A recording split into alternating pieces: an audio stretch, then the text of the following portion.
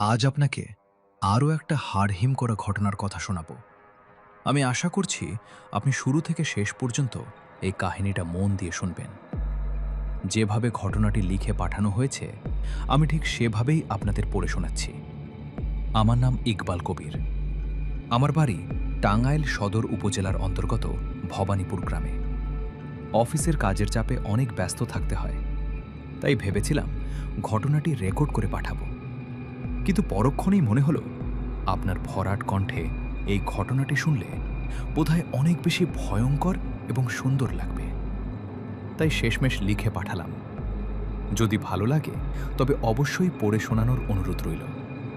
আর হ্যাঁ, আমি হয়তো খুব গুছিয়ে লিখতে পারিনি, সেজন্য আগেই ক্ষমা চেয়ে নিচ্ছি। কিন্তু এই গল্পের গভীরে যাওয়ার আগে আমাদের বাড়ির পরিবেশটা আপনার জানা দরকার। আমাদের বাড়ির ঠিক পাশেই একটা বিশাল বড় বিল আছে। সেখানে শুকনো মৌসুমে প্রচুর পরিমাণে ধান চাষ করা হয়, আর বর্ষার সময় পুরো এলাকাটা পানিতে একদম থই থই করে। আমার বাবা আর চাচারা মিলে মোট 5 ভাই আর 2 বোন। এই ঘটনাটি আসলে ঘটেছিল আমার দাদির ছোট ভাইয়ের সাথে। ওনার নাম আব্দুর রহমান। আমরা সবাই ওনাকে নানা ভাই বলেই ডাকতাম। আমার দাদির বাবার বাড়ি আর আমাদের বাড়ি একদম পাশাপাশি গ্রামেই ছিল। সেই সময়ে এখনকার মতো হাতের কাছে সব পাওয়া যেত না, তাই আমাদের সংসারের প্রয়োজনীয় জিনিসপত্র কেনার জন্য নির্দিষ্ট হাটের দিন ছাড়া আর কোনো উপায় ছিল না। আমার সেই আব্দুর রহমান নানা তখন হাট করতে যেতেন সিরাজগঞ্জ জেলার এনায়েতপুরে। আমাদের গ্রাম থেকে যমুনা নদী পার হলেই সেই নামকরা হাট। নদীপথে সেখানে যেতে হতো এবং অনেক পথ আবার পায়ে হেঁটেও পার হতে হতো। যাই হোক, এবার মূল ঘটনায় ফিরে আসি। ঘটনাটি ঘটেছিল 1970 দশকের মাঝামাঝি সময়ে। তখন আমার বাবা বয়সে খুবই ছোট। আমার দাদি সেদিন বাবাকে সাথে নিয়ে ওনার বাবার বাড়িতে গিয়েছিলেন, মানে আমার বাবার নানার বাড়িতে। এদিকে আমার দাদা যাওয়ার সময় দাদিকে কড়া করে বলে দিয়েছিলেন যে কাল সকাল সকাল যেন ফিরে আসে, কারণ ধান সিদ্ধ করার কাজ আছে। দাদিও হ্যাঁ বলে চলে গিয়েছিলেন। নানার বাড়ি গিয়ে বাবা তো মহা খুশি, সবার সাথে মিলেমিশে খেলাধুলা করছে।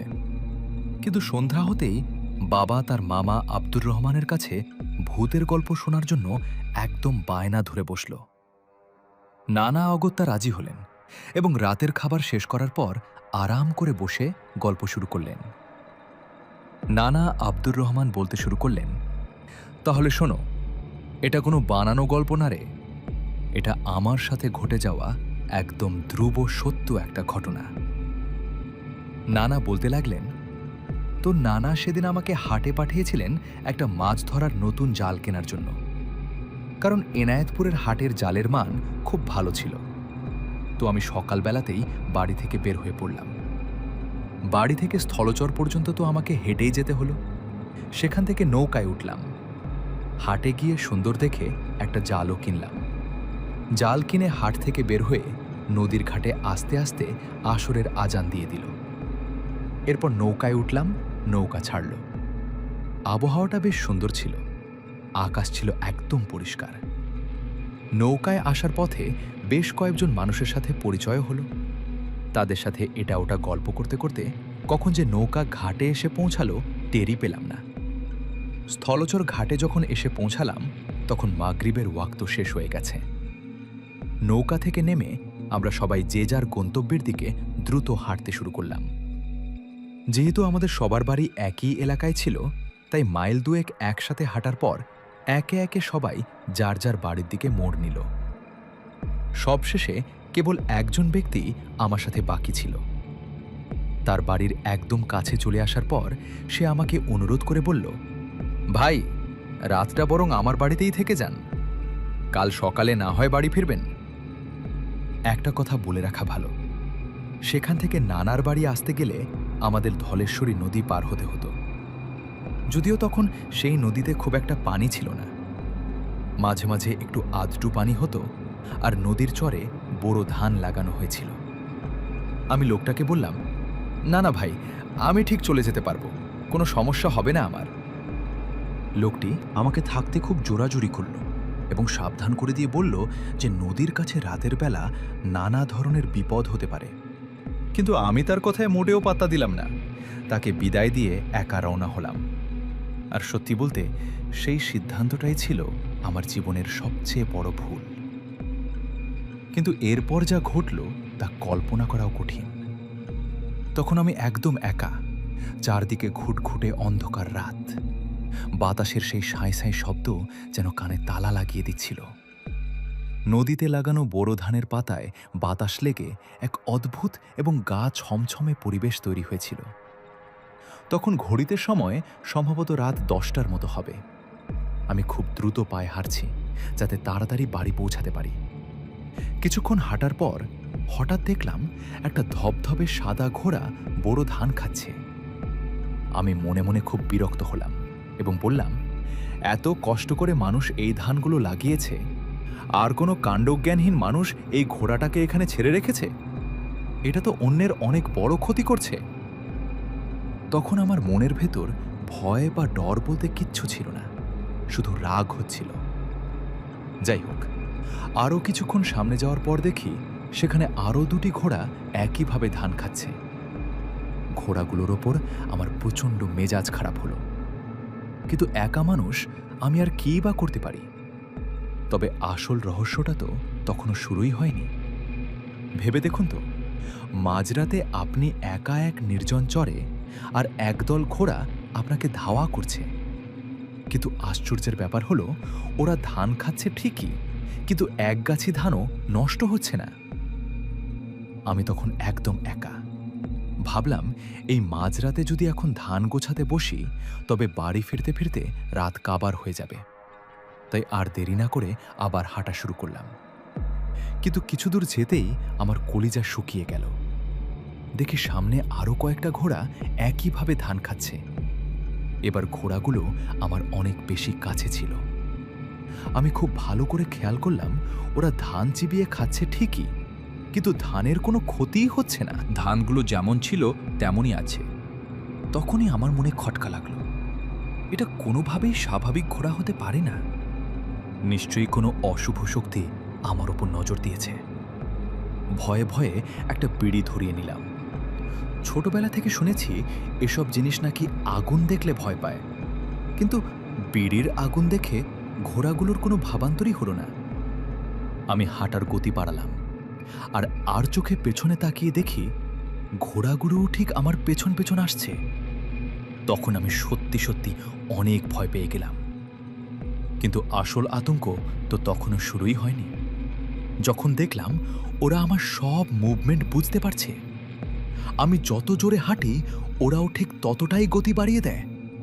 তখন কি করব কিছুই ভেবে পাচ্ছিলাম না। বারবার মনে হচ্ছিল আজই হয়তো আমার জীবনের শেষ দিন। লোকটির কথা শুনে কেন যে তার বাড়িতে রাতটা কাটালাম না। এখন আর আফসোস করে কি লাভ? চারপাশে শুধু নদীর চর, কোথাও ছোপ ছোপ পানি তো কোথাও গভীর জল। এখান থেকে সামনের গ্রামটা অনেক দূরে। প্রাণপণে দৌড়ে গেলেও অন্তত 10-15 মিনিট লাগবে। বাঁচার কোনো আশাই দেখছিলাম না। তবুও জীবনের মায়ায় জ্ঞান শূন্য হয়ে এক দৌড় দিলাম।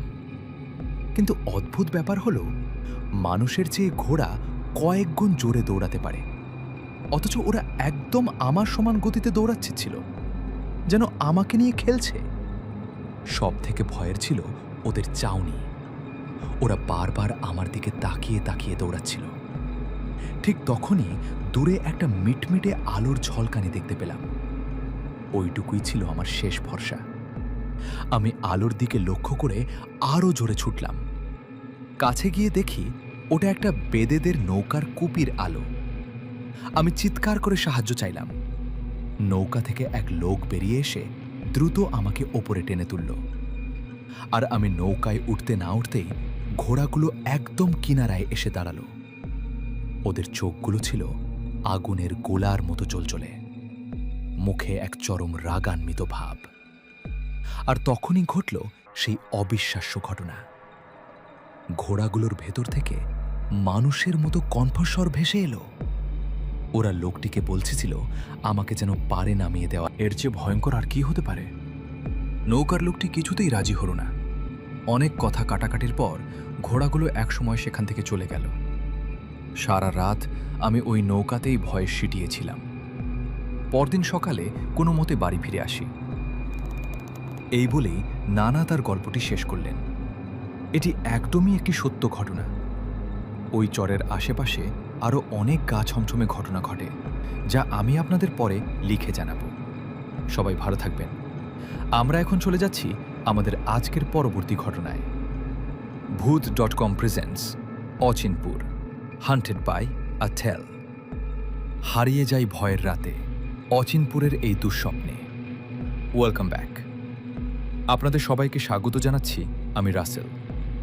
আশা করছি আপনারা সবাই ভালো আছেন এবং আমাদের সাথেই আছেন। আপনারা তো জানেনই, অচিনপুরে আমরা সেই ঘটনাগুলি শোনাই যা আপনারা নিজেরা অনুভব করেছেন বা বন্ধুদের সাথে শেয়ার করেছেন। চলুন তবে দেরি না করে বন্ধুর পাঠানো পরের ভয়ের গল্পে হারিয়ে যাই। যেভাবে লিখে পাঠিয়েছেন আমি সেভাবেই পড়ে শোনাচ্ছি। আসসালামু আলাইকুম প্রিয় শ্রোতা বন্ধুরা, কেমন আছেন সবাই? আপনি কি কখনো ভেবেছেন বই পড়ার সাধারণ একটা শখ কিভাবে একজন মানুষের নেশায় পরিণত হতে পারে?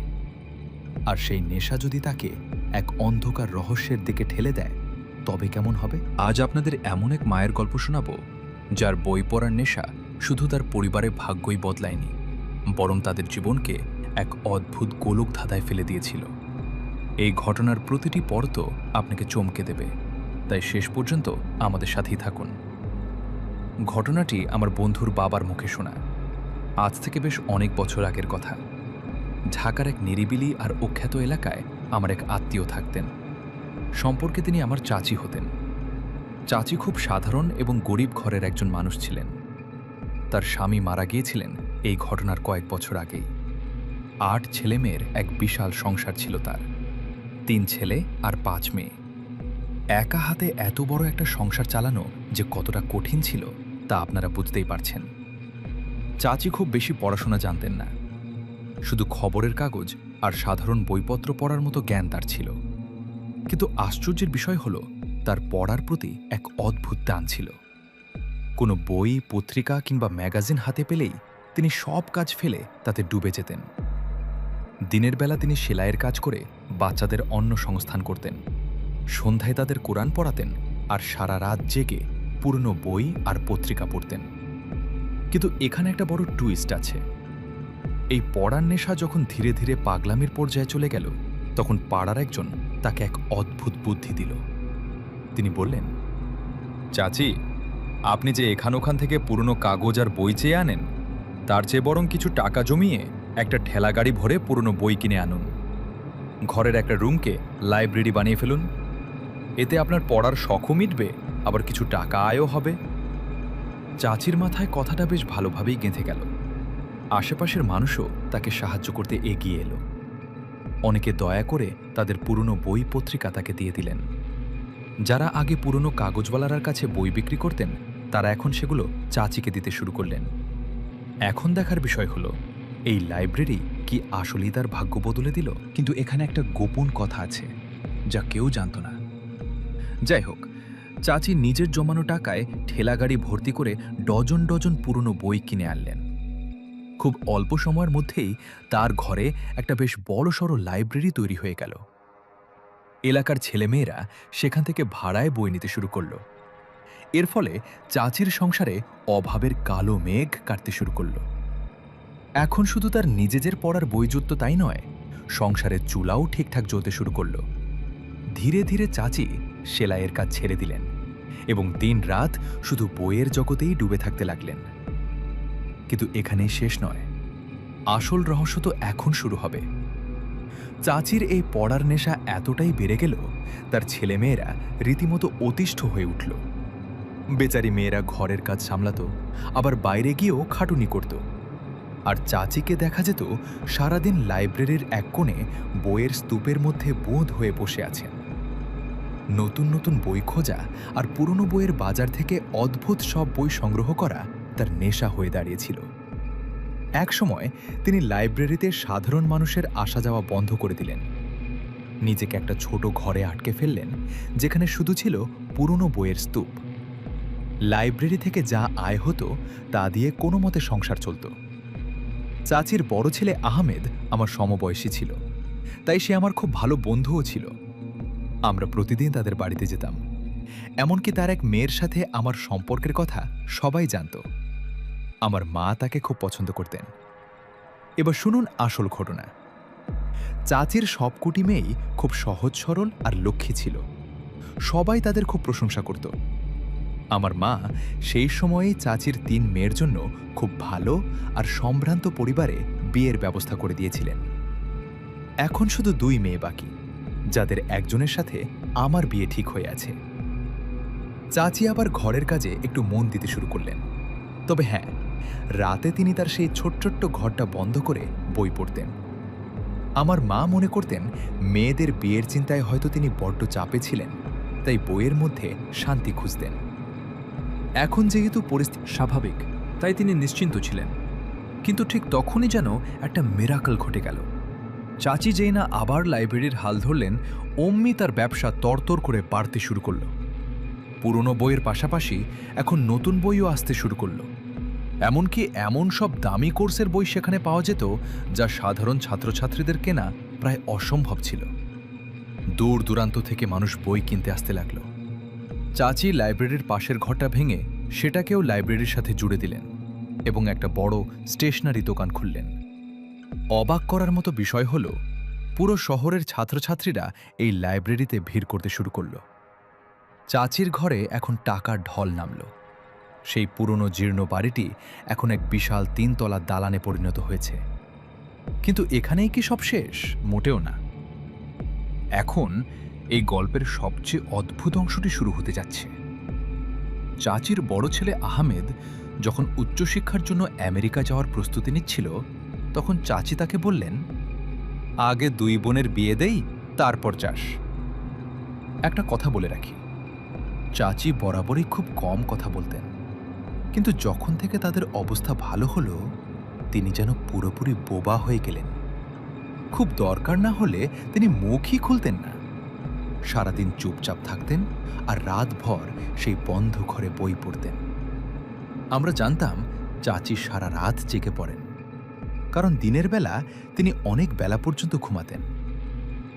খুব দ্রুতই চাচির বাকি ২ মেয়ের বিয়ের আয়োজন সম্পন্ন হয়ে গেল। কাকতালীয়ভাবে আমার এক সহকর্মী মকবুলের সাথে অন্য মেয়েটির বিয়ে ঠিক হলো। একই দিনে আমাদের ২ বন্ধুর বিয়ে সম্পন্ন হলো। চাচি বিয়েতে এত যৌতুক দিলেন যা কেউ কল্পনাও করতে পারেনি। ঘরের আসবাবপত্র থেকে শুরু করে সব সেরা জিনিস দিয়ে তিনি মেয়েদের ঘর ভরিয়ে দিলেন।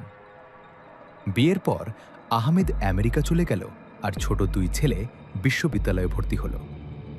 চাচি তার সেই পুরনো রুটিনেই জীবন কাটাতে লাগলেন। কিন্তু বিয়ের ১ বছর পার হতে না হতেই যেন শনির দশা শুরু হলো। চাচি হঠাৎ খুব অসুস্থ হয়ে পড়লেন।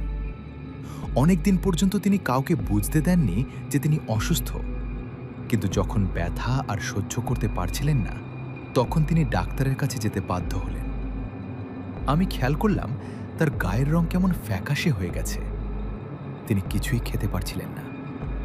অনেক জোরাজুরির পর তিনি ডাক্তারের কাছে যেতে রাজি হলেন ঠিকই, কিন্তু আমাকে আস্তে করে বললেন, বাবা, আমার যত বড় অসুখী হোক না কেন, আমাকে শুধু পড়তে বারণ করো না।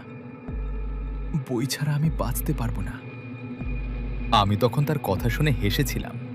ভেবেছিলাম এটা হয়তো নিছকই বইয়ের প্রতি ভালোবাসা। কিন্তু আসল সত্যটা যখন সামনে এলো, তখন আমাদের সবার পায়ের নিচ থেকে মাটি সরে গেল। ডাক্তার জানালেন চাচির লিভার ক্যান্সার হয়েছে এবং তার শরীরের অনেকটা অংশ জুড়ে ছড়িয়ে পড়েছে। অপারেশন করার আর কোনো উপায় ছিল না। ডাক্তার বললেন জীবনের বাকি দিনগুলো যেন তিনি বিশ্রাম আর নিয়ম মেনে চলেন। আমি সাথে সাথে আমেরিকায় আহমেদকে ফোন করলাম। সে তার মায়ের অসুস্থতার কথা শুনে খুব ভেঙে পড়ল। সে বলল, ভাই, মা সারা জীবন আমাদের জন্য অনেক কষ্ট করেছেন। আজ আমরা যা কিছু হয়েছি সব তার জন্যই। এখানকার ডাক্তাররা অনেক ভালো। আমি মাকে আমেরিকায় নিয়ে আসব। তুই শুধু তাকে পাঠানোর ব্যবস্থা করো। আমি যখন চাচিকে এই সিদ্ধান্তের কথা জানালাম, তিনি যেন এক অন্য মানুষ হয়ে গেলেন। তিনি চিৎকার করে বলতে লাগলেন, আমি কোথাও যাব না, আমার মরণ এই ঘরেই হবে। আল্লাহ আমার কপালে যা লিখেছেন তা এখানেই শেষ হবে। পুরো বাড়ির সবাই একদিকে আর চাচি অন্যদিকে। কেউ তাকে বোঝাতে পারল না কেন তিনি সেই ঘর ছেড়ে কোথাও যেতে চাইছেন না। কিন্তু চাচি আর কতক্ষণ বাধা দেবেন? তার এই জেদের পেছনে কি অন্য কোনো রহস্য লুকিয়ে আছে? আপনাদের কি মনে হয় চাচি কেন ওই ঘরটা ছাড়তে চাইছিলেন না? কমেন্টে আপনাদের মতামত অবশ্যই জানান। এই গল্পের পরের অংশটি আরও ভয়ঙ্কর এবং রোমাঞ্চকর হতে যাচ্ছে, তাই আমাদের সাথেই থাকুন। আপনাদের প্রিয় কোনো ঘটনা থাকলে আমাদের লিখে পাঠাতে পারেন। অবশেষে তিনি একটা শর্ত দিলেন যে তিনি মাত্র 15 দিনের জন্যই আমেরিকা যাবেন, শুধু ডাক্তার দেখিয়েই চলে আসবেন। বাড়ির সবাই রাজি হয়ে গেল। ভাবল একবার ওখানে যাক, তারপর আহমেদই সব সামলে নেবে। চাচি আমেরিকায় চলে গেলেন। চাচির সব মেয়েরা বাড়িতেই ছিল। আমিও আমার স্ত্রীকে নিয়ে ওখানেই ছিলাম। ভাবলাম চাচির খবর পেলে আমরা সবাই যার যার বাড়ি ফিরব। আমরা সবাই অধীর আগ্রহে ডাক্তারের রিপোর্টের অপেক্ষা করছিলাম। ঠিক তখনই এক রাতে খবর এলো যে চাচি আমেরিকায় পৌঁছানোর সাথে সাথেই মারা গেছেন। ইন্না লিল্লাহি ওয়া ইন্না ইলাইহি রাজিউন। আহমেদ ওখান থেকে ওনার লাশ দেশে পাঠানোর ব্যবস্থা করছে। খবরটা শুনেই বাড়িতে কান্নার রোল পড়ে গেল। আমার স্ত্রী তো কেঁদে কেঁদে প্রায় অজ্ঞান হওয়ার মতো অবস্থা। আমি ফ্রিজ খুলে একটা পানির বোতল বের করতে গেলাম, কিন্তু বোতলটা স্পর্শ করতেই হাত থেকে ঠেলে দিলাম। পানির বোতলটা এতটাই গরম ছিল যে আমার হাতটাই প্রায় পুড়ে যাচ্ছিল। কিছুক্ষণ তো আমি কিছুই বুঝে উঠতে পারলাম না। ভাবলাম হয়তো কেউ ভুল করে গরম পানি ফ্রিজে রেখেছে। এরপর যখন অন্য আরেকটি বোতল ধরলাম, সেটাও ঠিক একই রকম গরম ছিল। আমি শ্যালককে দেখে জিজ্ঞেস করলাম। সে বলল, কেউ তো পানি গরম করেনি। তারপরও সে তার কান্নারত বোনদের কাছে জানতে চাইল, ফ্রিজে এই ফুটন্ত গরম পানি কে রেখেছে? বাড়ির সবাই সমস্বরে অস্বীকার করল। কেউ জানে না এই ফুটন্ত গরম পানি ফ্রিজে এলো কোত্থেকে। কিছুক্ষণ পর আমার শ্যালক ভাবল, ফ্রিজ থেকে হয়তো একটু বরফ বের করবে। কিন্তু যেই সে বরফের ট্রেতে হাত দিয়েছে, অমনি তার চিৎকার। মনে হলো সে যেন বরফ নয়, সরাসরি জ্বলন্ত কয়লার উপর হাত রেখেছে। সে যন্ত্রণায় ছটফট করতে করতে আমাকে ব্যাপারটা জানালো। আমি প্রথমে বিশ্বাস করতে পারিনি। ভাবলাম হয়তো ওর মনের ভুল, তাই আমি নিজেই বরফ বের করার জন্য হাত বাড়ালাম। কিন্তু ওরে বাবা, ওটা দেখতে একদম স্বচ্ছ বরফের মতোই ছিল। কিন্তু ছোঁয়া মাত্রই মনে হলো আমার চামড়া ঝলসে যাচ্ছে। এটা যে কতটা রহস্যময় আর ভয়ঙ্কর ছিল তা বলে বোঝানো সম্ভব নয়। তবে কিছুক্ষণ পর এই ভয়ঙ্কর পরিস্থিতিটাই মানুষের কাছে একটা তামাশার মতো হয়ে দাঁড়ালো। শোকের বাড়িতে আসা মানুষজন একে একে ফ্রিজে রাখা বরফ আর পানির বোতল ছুঁয়ে দেখে অবাক হচ্ছিল। আমি শুধু পরীক্ষা করার জন্য একটা আস্ত কাঁচা ডিম হাতে নিলাম, কিন্তু বিশ্বাস করুন 1 সেকেন্ডও সেটা ধরে রাখতে পারলাম না। ডিমটা হাত থেকে মেঝেতে পড়ে ভেঙে গেল, কারণ আমার আঙুলগুলো ততক্ষণে আগুনের তাপে লাল হয়ে গিয়েছিল। আমরা যখন সবাই মিলে ফ্রিজের এই অদ্ভুত রহস্য নিয়ে মাথা ঘামাচ্ছি, ঠিক তখনই আমার শ্যালিকা রান্নাঘরে গেল তার বাচ্চাকে দুধ খাওয়াবে বলে। সে যখন চুলা থেকে দুধের পাত্রটা সরাতে গেল, অমনি তার বুক ফাটানো চিৎকার শোনা গেল। হাত পুড়ে যাওয়ায় দুধের পাত্রটা মেঝেতে পড়ে সব নষ্ট হয়ে গেল, আর সে যন্ত্রণায় রান্নাঘরের মেঝেতে বসে পড়ল। তার হাতের তালু এতটাই জ্বলছিল যে সে দিশেহারা হয়ে পানির কলটা ছেড়ে দিয়েছিল হাত ভেজানোর জন্য। কিন্তু পর মুহূর্তেই সে আরও জোরে চিৎকার দিয়ে হাত সরিয়ে নিল, কারণ কল থেকে বরফ ঠান্ডা পানির বদলে গলিত লাভার মতো ফুটন্তন্ত গরম পানি বেরোচ্ছিল। মুহূর্তের মধ্যে সারা বাড়িতে একটা চরম আতঙ্ক ছড়িয়ে পড়ল। বেশ কয়েকজন সাহসী লোক ব্যাপারটা পরীক্ষা করে দেখতে চাইল, কিন্তু তারা যখন দেখল সত্যিই পানি ফুটছে, তখন তারা ভয়ে বাড়ি থেকে দৌড়ে পালালো।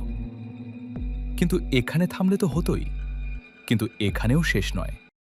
এরপর যা শুরু হলো তা দেখে আমাদের রক্ত হিম হয়ে যাওয়ার দশা। শুধু যে বাড়ির কলগুলো থেকে ফুটন্ত গরম পানি আসছিল তাই নয়, বরং বাড়ির যে কোনো জিনিসে হাত দিলেই সেটা প্রচণ্ড গরম মনে হচ্ছিল। দেয়াল, আলমারি, এমনকি আসবাবপত্র যেন আগুনের তাপে তপ্ত হয়ে উঠেছিল। হঠাৎ করে ঘরের আলমারিতে রাখা জিনিসপত্রগুলো আপনা আপনি নিচে পড়তে শুরু করল। মনে হচ্ছিল যেন কোনো এক অদৃশ্য অশরীরী শক্তি প্রচণ্ড রাগে সবকিছু তছনছ করে দিচ্ছে। আপনাদের একটা কথা জানিয়ে রাখি, আমার চাচির বাড়িতে এতগুলো মানুষ থাকা সত্ত্বেও কেউই ঠিকঠাক মতো ধর্মকর্ম পালন করত না। আমার 3 চাচাতো ভাই শুধু নাম কাওয়াস্তে ঈদের দিন বা জুম্মার নামাজে মসজিদে যেত। বাড়ির মেয়েরাও কখনো জায়নামাজে দাঁড়াতো না। এমনকি আমি নিজেও চাচিকে কখনো সিজদা দিতে দেখিনি। কিন্তু আজ যেহেতু বাড়িতে একজন মানুষের মৃত্যু হয়েছে, তাই নিয়ম মেনে কোরআন শরীফ আর জায়নামাজ আনা হয়েছিল। কিছু মুরব্বী মানুষ এক কোণায় বসে চাচির আত্মার শান্তির জন্য কোরআন পড়ছিলেন। তখন সময়টা ছিল আসর আর মাগরিবের ঠিক মাঝামাঝি। অনেকেই মাগরিবের নামাজের জন্য প্রস্তুতি নিচ্ছিলেন। একটা বড় ঘরে সুন্দর করে জায়নামাজ বিছানো ছিল। কিন্তু যেই মাগরিবের আজান হলো আর লোকেরা সেই ঘরে নামাজ পড়ার জন্য ঢুকল, অমনি তারা প্রচণ্ড এক উত্তাপ অনুভব করল। মনে হচ্ছিল ঘরের ভেতর কেউ যেন বড় কোনো অগ্নিকুণ্ড জ্বালিয়ে রেখেছে। সবাই ভয়ে উল্টো পায়ে ঘর থেকে বেরিয়ে এলো। যারা অন্য ঘরে বসে কোরআন পড়ছিলেন তারাও অস্থির হয়ে উঠলেন, কারণ মেঝেতে আর বসে থাকা যাচ্ছিল না। কার্পেট আর জায়নামাজ যেন নিচ থেকে উত্তপ্ত হয়ে উঠছিল। এর কিছুক্ষণ পরেই শুরু হলো আসল তাণ্ডব। হুটহাট করে ঘরের সব বাতি একটা একটা করে ফাটতে শুরু করল। পুরো বাড়িটা ঘুটঘুটে অন্ধকারে ডুবে গেল। আর সেই অন্ধকারের মধ্যে দেখা গেল ছায়ার মতো কিছু একটা সারা ঘরে দ্রুত বেগে ঘুরে বেড়াচ্ছে। এটা কোনো বানানো গল্প নয় বন্ধুগণ। সেখানে উপস্থিত প্রতিটি মানুষ এই ঘটনা নিজের চোখে দেখেছে এবং হাড়ের ভেতর পর্যন্ত সেই ভয় অনুভব করেছে। তারা আজও সেই দিনের ভয়াবহতার সাক্ষী হয়ে বেঁচে আছেন। ভয়ঙ্কর এই পরিস্থিতি দেখে মানুষজন আর এক মুহূর্ত সেখানে থাকার সাহস পেল না। হুড়োহুড়ি করে সবাই বাড়ির বাইরে দৌড় দিল। দেখতে দেখতে বিশাল সেই বাড়িটা একদম জনশূন্য হয়ে গেল। ঠিক সেই সময়ে আমাদের এক দূর সম্পর্কের মুরব্বী, যাকে আমরা সবাই বড় নানা বলে ডাকতাম, তিনি সেখানে এসে পৌঁছালেন। তিনি খুবই পরহেজগার মানুষ ছিলেন এবং ঝাড়ফুঁকের কাজও জানতেন। চাচির মৃত্যুর খবর শুনে তিনি যখন বাড়িতে ঢুকলেন, তখন দেখলেন মানুষজন পাগলের মতো পালাচ্ছে। তিনি অবাক হয়ে এর কারণ জিজ্ঞেস করলে আমি তাকে শুরু থেকে শেষ পর্যন্ত সব কিছু খুলে বললাম। তিনি গম্ভীর মুখে বাড়ির ভেতরে ঢুকলেন, চারদিকে একবার নজর বুলালেন আর মাথা নেড়ে চুপ করে দাঁড়িয়ে রইলেন। তখন সন্ধ্যার আবছা আলোটুকুও প্রায় শেষ হয়ে এসেছে। চারদিকে রাতের অন্ধকার জেঁকে বসছে। বড় নানা আমাকে বললেন 3-4টা মোমবাতি জোগাড় করে আনতে, আর আমাকে বাড়ির বাইরে সাবধানে দাঁড়িয়ে থাকতে বললেন। তিনিও দরজা ধরে বাইরে এসে দাঁড়ালেন। আমি দৌড়ে গিয়ে পাশের দোকান থেকে মোমবাতি আর দেশলাই কিনে আনলাম। ফিরে এসে দেখি নানা বিড়বিড় করে কিছু একটা পড়ছেন। ততক্ষণে তিনি পুরো বাড়িটা খালি করে ফেলেছেন। পাড়া প্রতিবেশী তো আগেই হাওয়া হয়ে গিয়েছিল, এখন বাড়ির লোকেরাও ভয়ে উঠানে জড়ো হয়েছে। বড় নানা একা হাতে মোমবাতিগুলো নিয়ে ঘরের ভেতরে গেলেন। একটা অদ্ভুত কাণ্ড হলো। বাড়ির সব ইলেকট্রিক বাতি তো আগেই ফেটে গিয়েছিল, কিন্তু এখন অন্য কেউ মোমবাতি জ্বালাতে গেলেও সেগুলো নিভে যাচ্ছিল। শুধু বড় নানার হাতের মোমবাতিগুলোই জ্বলছিল। তবে সেই মোমবাতির শিখাগুলো এমনভাবে কাঁপছিল যেন মনে হচ্ছিল খুব জোরে বাতাস বইছে। অথচ তখন ছিল ভ্যাপসা গরম আর বাতাস একদম বন্ধ ছিল। চাচির মৃত্যুর শোক ততক্ষণে সবার মন থেকে মুছে গেছে। সবাই এখন এই নতুন আপদ আর অলৌকিক ঘটনা নিয়ে আতঙ্কিত। আমার নিজেরও সেই বাড়িতে থাকতে গা ছমছম করছিল। বাড়ির উপরের তলাগুলো তখন পুরোপুরি জনমানবহীন। বড় নানা বেশ কিছুক্ষণ একা ওই বাড়ির ভেতরে থাকলেন। তিনি এক একটা না কিছু একটা পড়ে যাচ্ছিলেন। করে তার সাথে ভেতরে গিয়েছিলাম। কিছুক্ষণ পর বড় নানা আমাদের বাইরে আসার ইশারা করলেন। আমরা তিনজন তড়িঘড়ি করে তার পেছন পেছন বেরিয়ে এলাম। বড় নানা বাড়ির প্রধান দরজায় জোরে একটা ফু দিলেন আর আমাদের ডেকে বললেন, বাবা, আপাতত এই বাড়িটা তালাবদ্ধ করে দাও।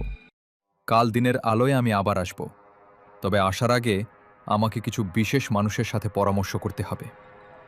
আমি তো সামান্য মানুষ, তবে মুরব্বীদের কাছ থেকে যতটুকু জ্ঞান পেয়েছি তা থেকে বুঝতে পারছি এই বাড়িটা মারাত্মকভাবে অপবিত্র হয়ে গেছে। এটাকে আগের অবস্থায় ফেরাতে হলে অনেক কষ্ট করতে হবে। তোমরা সবাই সাবধানে থেকো। বড় নানাকে তার বাড়িতে পৌঁছে দিয়ে আমি চাচাতো দুই ভাইকে নিয়ে নিজের বাড়িতে চলে এলাম। আমাদের বাড়ির সবাই তখন চাচির মৃত্যুর কথা ভুলে শুধু ওই রহস্যময় ঘটনার আলোচনাতেই মগ্ন। এই অদ্ভুত খবরটা দাবানলের মতো সারা এলাকায় ছড়িয়ে পড়ল। পরদিন সকালে আমি আর চাচির ছেলেরা বড় নানার বাড়ির দিকে রওনা হলাম। সেখানে গিয়ে শুনলাম তিনি গত রাতেই কোনো এক বড় বুজুর্গ ব্যক্তির কাছে পরামর্শ নিতে গেছেন এবং এখনও ফেরেননি। প্রায় 2 ঘন্টা অপেক্ষা করার পর নানা ফিরে এলেন। তার চোখে মুখে একটা চিন্তার ছাপ ছিল। তিনি আমাদের জানালেন যে বাড়িটা পবিত্র করার একটা বিশেষ পদ্ধতি তিনি জেনে এসেছেন। আমাদের একটা নতুন বালতি কিনে আনতে হবে এবং কিছু বিশেষ আয়াত জাফরান কালি দিয়ে সাদা কাগজে লিখে সেই কাগজগুলো বালতির পানিতে ধুয়ে নিতে হবে। তারপর সেই পানি সারা বাড়ির দেয়ালে আর মেঝেতে ছিটাতে হবে। বড় নানা আমাদের একটা কাগজ দিলেন যাতে সেই আয়াতগুলো লেখা ছিল। আমি আর চাচির 2 ছেলে মিলে খুব সাবধানে জাফরান কালি দিয়ে আয়াতগুলো কাগজে লিখলাম। বাজার থেকে একটা নতুন টিনের বালতি কিনে তাতে পানি ভরে কাগজগুলো ভালো করে ধুয়ে নিলাম। এরপর আমরা বড় নানার সাথে সেই অভিশপ্ত বাড়ির দিকে রওনা দিলাম। সত্যি বলতে ওই বাড়ির সীমানায় পা রাখতেই আমার বুক কাঁপছিল। বড় নানার কথা অনুযায়ী সেখানে নাকি কিছু শক্তিশালী জিন, মুয়াক্কেল আর বদ আত্মার আস্তানা তৈরি হয়েছে।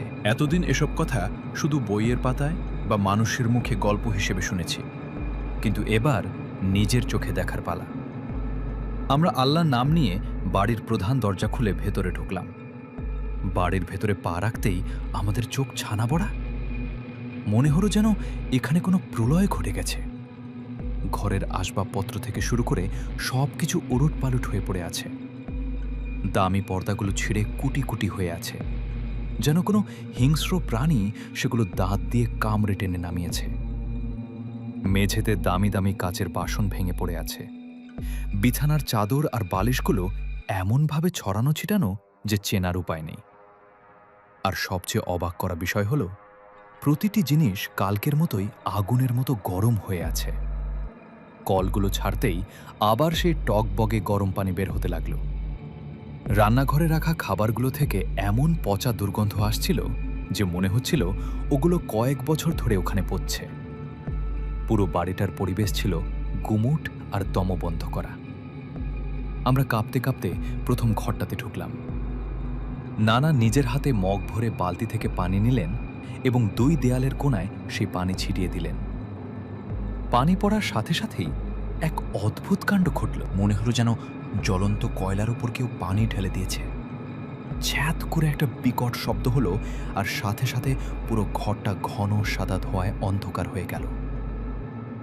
নানা আগেভাগেই আমাদের 3 জনের গলায় বিশেষ কিছু তাবিজ পরিয়ে দিয়েছিলেন। সত্যি বলতে ওই তাবিজগুলোর কারণেই আমরা কিছুটা মনের জোর পাচ্ছিলাম, নইলে ওই ভয়ঙ্কর পরিবেশে 1 সেকেন্ড টিকে থাকা অসম্ভব ছিল। নানা আমাদের আবার পানি ঢালতে ইশারা করলেন।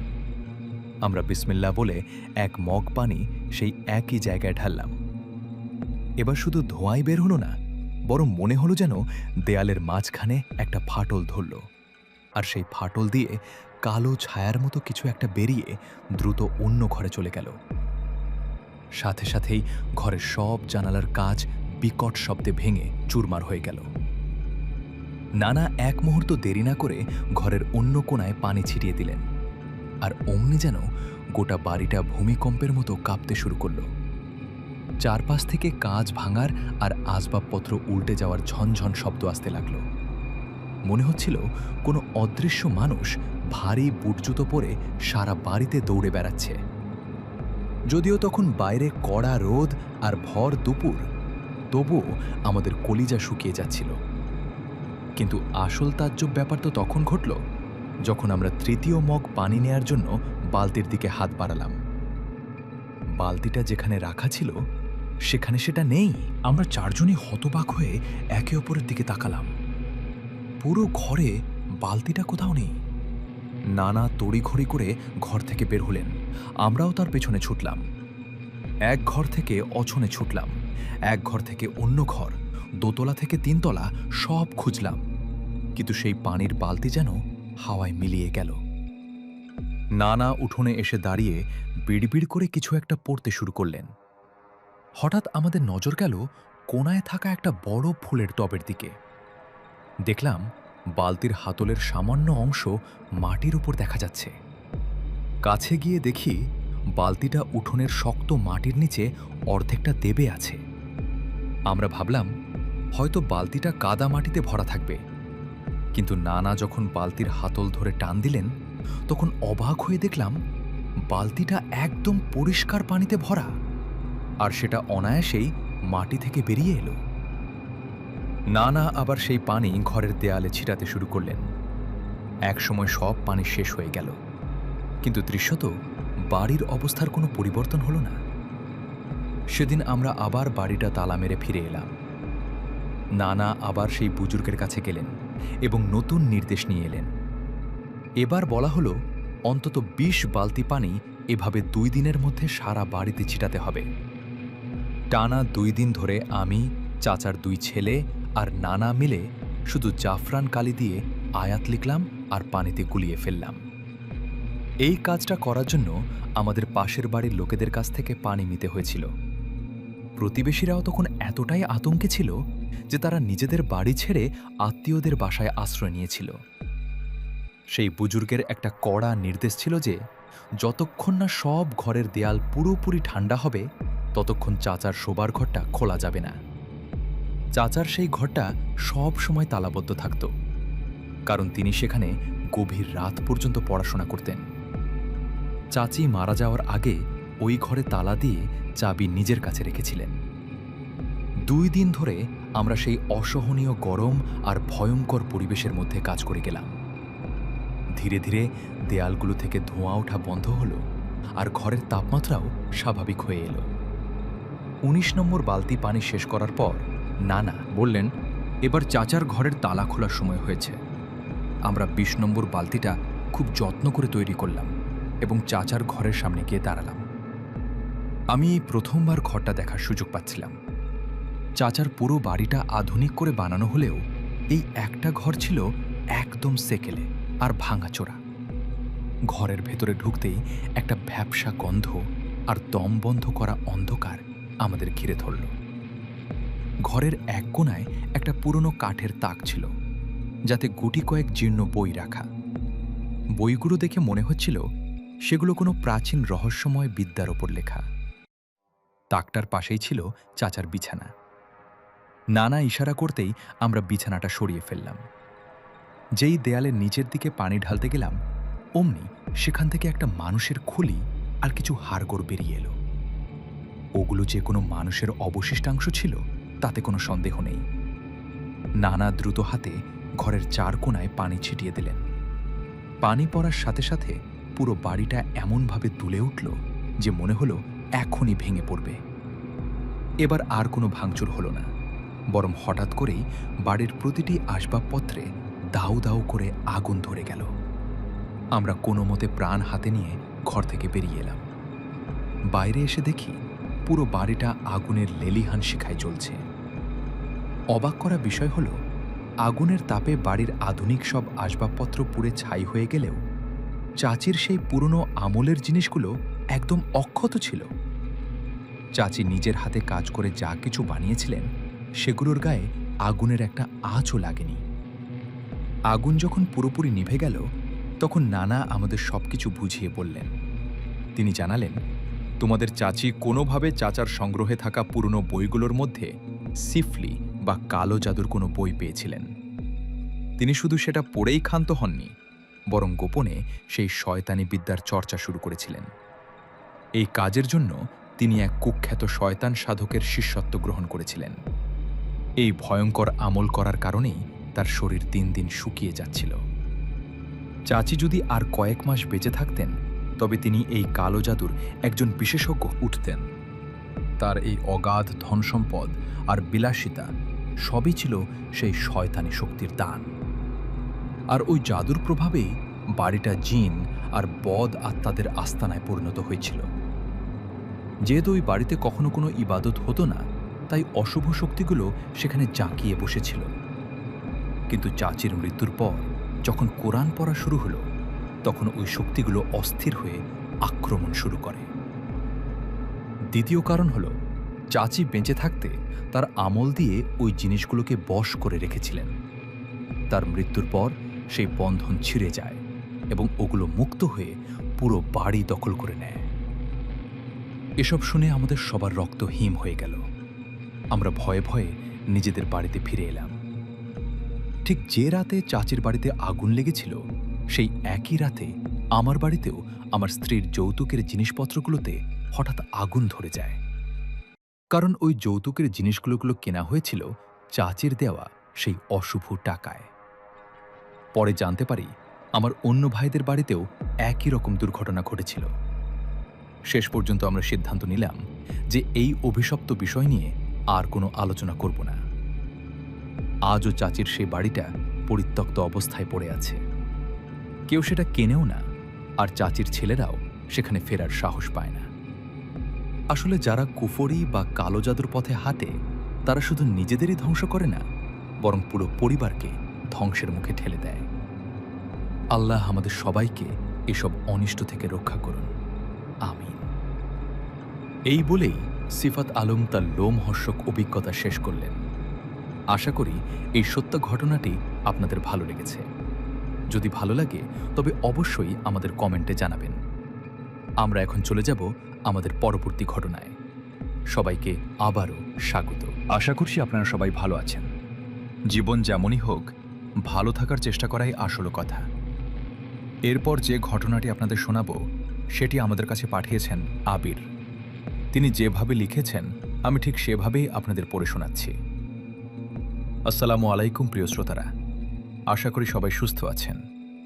আমার নাম আবির এবং বর্তমানে আমি সাভারের গ্যান্ডা এলাকায় থাকছি।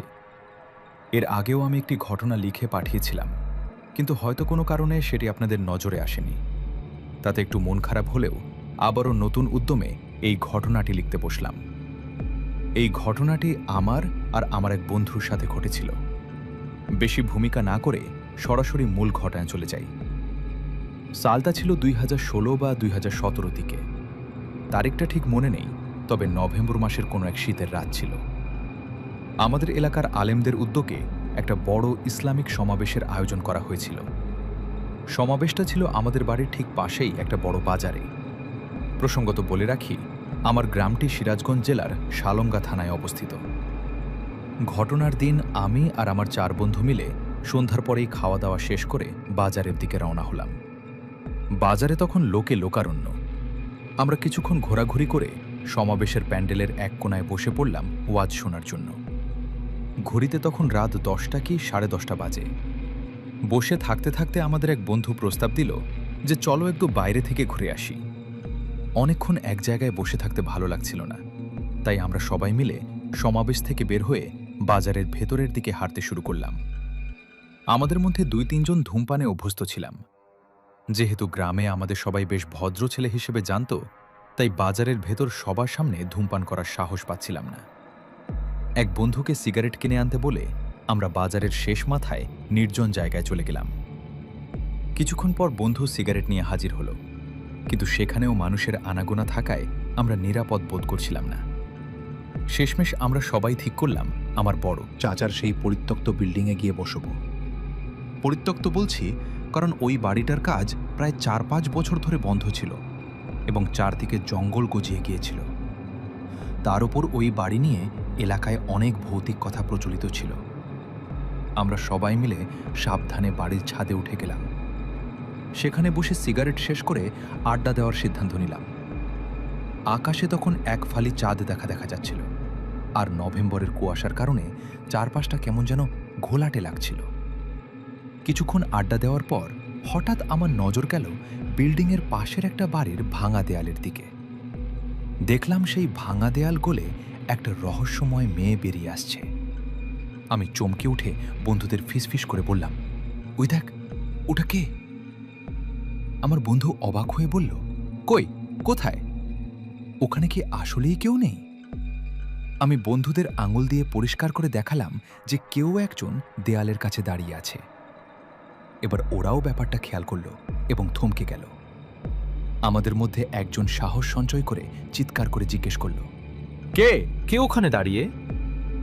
আমাদের গলার আওয়াজ শুনতেই মেয়েটি ঠিক যে পথ দিয়ে এসেছিল, অর্থাৎ সেই ভাঙা দেয়ালের ফাটল দিয়েই আবার ভেতরে অদৃশ্য হয়ে গেল।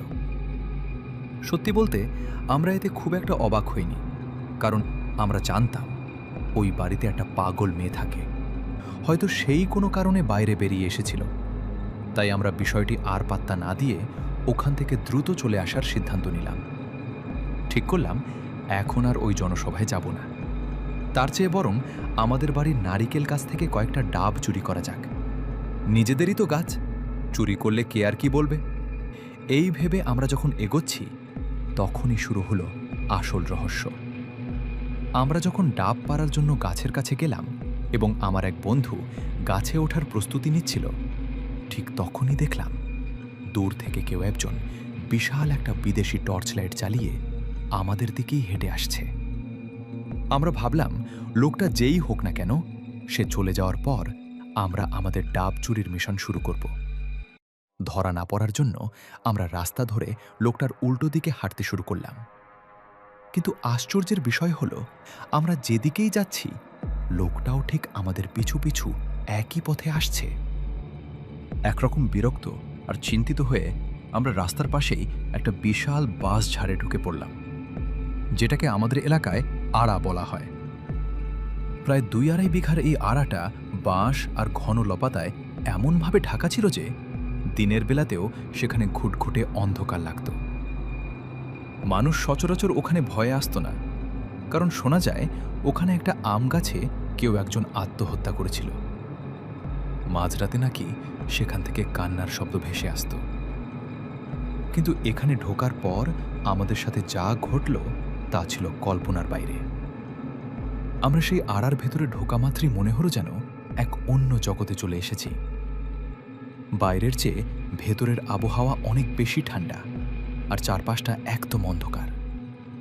সবচেয়ে অবাক করা বিষয় হলো, সেই ঘন বাঁশ ঝাড়ের ভেতরে অনবরত একটা হিমশীতল বাতাস বইছিল, যা আমাদের শরীর কাঁপিয়ে দিচ্ছিল। জঙ্গলে ঢুকেই আমরা সাময়িকভাবে একটা উঁচু মাটির ঢিবির ওপরে বসলাম। মিনিটখানেক বসার পর আমি বন্ধুদের বললাম, তোরা এখানে একটু দাঁড়া, আমি একটু বাথরুম থেকে আসছি। আমি মাত্র কয়েক কদম দূরে গিয়েছিলাম, 30 সেকেন্ড পর ফিরে এসে বললাম, চল এবার বের হওয়া যাক, লোকটা হয়তো চলে গেছে। কিন্তু কারো কোনো সাড়া শব্দ নেই। আমি অবাক হয়ে এদিক ওদিক তাকালাম, কিন্তু কাউকেই খুঁজে পেলাম না। আশেপাশে কারো কোনো অস্তিত্ব নেই, শুধু নিঝুম অন্ধকার আর গা ছমছমে নীরবতা। ভয়ে আমার বুক ধরফর করতে লাগলো। পকেট থেকে ফোন বের করে দেখি চার্জ শেষ হয়ে ফোন বন্ধ হয়ে গেছে। তখন আমি একটা সাধারণ বাটন ফোন ব্যবহার করতাম, যাতে কোনো টর্চ লাইটও ছিল না। প্রায় 1 মিনিট ধরে বন্ধুদের খোঁজাখুঁজি করার পর আমি বিরক্ত হয়ে মনে মনে বললাম, থাক তোরা মজা করতে থাক, আমি একাই চললাম। আমি বারবার ফোনটা অন করার চেষ্টা করতে লাগলাম। ফোন অন হওয়ার সময় স্ক্রিনের যে সামান্য নীল যে আলো হয়, সেই আলোতেই কোনো রকমে পথ চিনে ওই জঙ্গল থেকে বেরিয়ে অন্ধের মতো দৌড়ে বাড়ির সামনে চলে এলাম। বলে রাখি, আমাদের বাড়ি থেকে ওই আড়ার পেছনের অংশটা পরিষ্কার দেখা যেত। আমি যখন বাড়ির উঠোনে পা দেব, ঠিক তখনই আমার চোখ পড়ল আড়ার পেছনের অংশে। তার একটু পশ্চিমেই ছিল একটা নদী। দেখতে পেলাম সেখানে ৩-৪ জন লোক টর্চের আলো জ্বালিয়ে নদীর দিকে হেঁটে যাচ্ছে। আমি ভাবলাম ওরাই হয়তো আমার বন্ধুরা, কিন্তু এখানে একটা রহস্য রয়ে গেছে যা শুনলে আপনারাও চমকে উঠবেন। আমি বন্ধুদের সাথে যোগ দেওয়ার জন্য যেই না পা বাড়িয়েছি, অমনি আমাদের বাড়ির ৪-৫টা পোষা কুকুর আমাকে ঘিরে ধরল। ওরা এমনভাবে ঘেউ ঘেউ করছিল যেন আমাকে কোনোভাবেই সামনে যেতে দেবে না। আমি যতবারই এগোতে চাইছিলাম, কুকুরগুলো আমাকে চারপাশ থেকে আটকে দিচ্ছিল। মনে হচ্ছিল ওরা আমাকে কোনো বড় বিপদ থেকে বাঁচাতে চাইছে। কিছুক্ষণ পর হঠাৎ করেই ওই টর্চের আলোগুলো বাতাসের সাথে মিশে উধাও হয়ে গেল। তখনই আমার মনে ভীষণ ভয় কাজ করতে শুরু করল। আমি আর এক মুহূর্ত দেরি না করে সোজা ঘরে গিয়ে শুয়ে পড়লাম। বলে রাখি, নদীর ওই পাড়টায় ৪০ থেকে ৫০ মিটার দূরত্বে দুটো বিশাল তাল গাছ আছে। গ্রামের মানুষ বলে ওখানে এক বিশাল দেহী বাউল একতারা হাতে দাঁড়িয়ে থাকে। সে নাকি ২ তাল গাছে ২ পা দিয়ে দাঁড়িয়ে থাকে। রাতের বেলা কেউ যদি তাল পড়ার শব্দ শুনে সেখানে তাল কুড়ুতে যায়, তবে তালের বদলে তার হাতে চলে আসে মানুষের পচা মাথার খুলি। এরকম অভিজ্ঞতা অনেকেরই হয়েছে বলে আমরা শুনেছি। যাই হোক, আমি বিছানায় শুয়ে শুয়ে ভাবছিলাম, বন্ধুরা আমার সাথে এমন মজা কিভাবে করতে পারল? ভয় দেখানোর তো আরও অনেক উপায় ছিল, কিন্তু এটি কি ধরনের মজা ছিল? বিছানায় শুয়ে এসবই ভাবছিলাম, ঠিক তখনই বাইরে থেকে একটা পরিচিত ডাক শুনলাম। এটা আমার বন্ধুর গলা ছিল। ৩ বার ডাকার পর আমি সাড়া দিয়ে বললাম, হ্যাঁ বল, কি হয়েছে? ওপাশ থেকে বন্ধু বলল, বাসায় পৌঁছেছিস? আমি বললাম, হ্যাঁ চলে এসেছি। ও শুধু বলল, আচ্ছা থাক, কাল দেখা হবে। বন্ধুরা, গল্পের আসল টুইস্ট কিন্তু এখানেই শেষ নয়। সেটা টের পেলাম পরের দিন বিকেলে। পরের দিন ওদের সাথে দেখা হওয়া মাত্রই ওরা আমাকে বেধড়ক মারধর শুরু করলো। আমি তো হোঁচট চেয়ে গেলাম। বললাম, আরে মারছিস কেন? তোদের তো মার খাওয়া উচিত ছিল। কাল রাতে কি করলি মনে নেই? ওরা রেগে বলল, আমরা করেছি? তুই আমাদের সাথে যা করেছিস সেটা বলো আগে। আমি অবাক হয়ে জিজ্ঞেস করলাম, আমি আবার কি করলাম? তখন ওদের একজন যা শোনালো সেটা শুনে আমার রক্ত হিম হয়ে গেল। ওরা বলল, শোন তাহলে, তুই যাওয়ার মাত্র ২০-২৫ সেকেন্ড পরেই আমরা তোকে ডাকলাম যে আমরা নদীর দিকে যাচ্ছি। বড় জোর ৩০ সেকেন্ড হবে, তাকিয়ে দেখি তুই পেছনে নেই। আমরা তোকে খুঁজতে উল্টো দিকে হাঁটা শুরু করলাম। দেখলাম যে লোকটা আমাদের পেছনে আসছিল সে ওই তাল গাছের নিচে আলো নিয়ে এসে থামল। আর ঠিক তারপরেই আলো সহ লোকটা ভোজবাজির মতো গায়েব হয়ে গেল। এটা দেখে আমার ভয়ে পুরো এলাকা তন্ন তন্ন করে খুঁজলাম, কিন্তু তোর কোনো দেখা নেই। শেষে যখন হাল ছেড়ে দিয়ে বাগান থেকে বের হতে যাব, ঠিক তখনই বিকট এক শব্দে আমাদের সামনে একটা বাঁশ ভেঙে পড়ল। মুরব্বীরা বলতো, এভাবে বাঁশ পড়লে তার ওপর বা নিচ দিয়ে যেতে নেই। কিন্তু এরপর যা ঘটল সেটা ছিল আরও রহস্যময়। ওরা উল্টো পথে যাওয়ার সাহস পায়নি, কারণ ওদিকেই ছিল সেই অভিশপ্ত জোড়া তাল গাছ।